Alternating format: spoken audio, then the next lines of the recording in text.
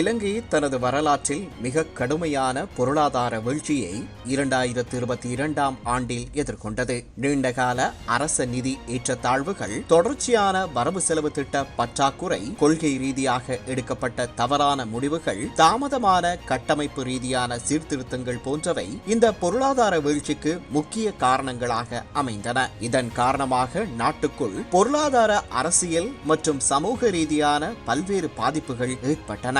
இதனால் மக்களின் அன்றாட வாழ்க்கை சீர்குலைந்தமை பிரதானமானது. பொருளாதார நெருக்கடியின் காரணமாக சிறிய மற்றும் நடுத்தர கைத்தொழில்களை நடத்துவதில் ஏற்பட்ட சிரமங்கள் காரணமாக அவை மூடப்பட்டதால் பல வேலை வாய்ப்புகள் இழக்கப்பட்டன. மக்களின் சுகாதாரம் மற்றும் கல்வி நிலைமைகள் தடைப்பட்டன. பல குடும்பங்கள் அன்றாட தேவைகளுக்காக கடன் பெற்றதால் கடன் சுமையில் சிக்குண்டனர். எரிபொருள் பற்றாக்குறை காரணமாக போக்குவரத்து வசதிகள் தடைப்பட்டதோடு அரச நிறுவனங்களின் அன்றாட நடவடிக்கைகளை மேற்கொள்ள முடியாத நிலையும் ஏற்பட்டது. பொதுவாக சொல்ல வேண்டுமானால் 2022ஆம் ஆண்டளவில் நாடு ஸ்தம்பித்த நிலைக்கு தள்ளப்பட்டிருந்தது. நெருக்கடிக்கு எந்த வகையிலும் பொறுப்பு கூற அவசியமில்லாத மக்கள்தான் எல்லா விதத்திலும் நெருக்கடிக்கு உள்ளாகினர். எனவே முதலில் இந்த நிலைமையிலிருந்து நாட்டை மீட்டெடுத்து பொருளாதார ஸ்திரத்தன்மையை மீண்டும் கொண்டு வருவது சவாலாக இருந்தது. பேரண்ட பொருளாதார ஸ்திரத்தன்மையை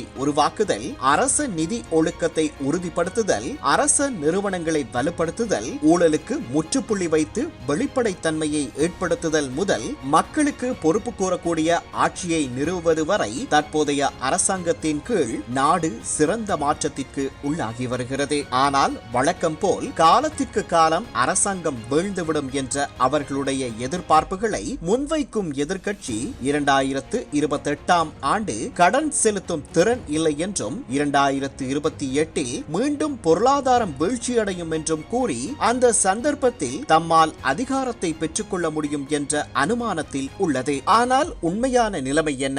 2028ஆம் ஆண்டில் நாம் செலுத்த வேண்டிய கடன் சேவைகளின் அளவு $3259 மில்லியன் ஆகும். 2025ஆம் ஆண்டில் நாம் $2435 மில்லியன் செலுத்த வேண்டும். டாலர் கையிருப்பு நிலைமைகளை ஸ்திரமாக பேணியவாறு எரிபொருள் உள்ளிட்ட தேவையான பொருட்கள் இறக்குமதிக்கான செலவையும் செய்து வாகன இறக்குமதியையும் மேற்கொண்டு வரும் பின்னணியில் அந்த இலக்கை அடைவதில் தற்போது வெற்றி பெற்றுள்ளோம். அத்தகைய சூழ்நிலையில் செலுத்த வேண்டிய கடன் அளவின் அதிகரிப்பு 2025உடன் ஒப்பிடுகையில் $824 மில்லியன் ஆகும். நீண்டகால பொருளாதார வெற்றியை அடைவதற்கான நோக்கத்துடன் முன்வைக்கப்பட்டுள்ள 2026ஆம் ஆண்டு வரவு செலவு திட்டத்தின் மூலம் நாட்டின் டாலர் கையிருப்பை அதிகரித்துக் கொள்வது தொடர்பிலும் அதிக கவனம் செலுத்தப்பட்டுள்ளது. வெளிநாட்டு நேரடி முதலீடுகளை ஈர்ப்பதற்காக சிறந்த நிதி ஒழுக்கத்துடன் டிஜிட்டல் மயமாக்கல்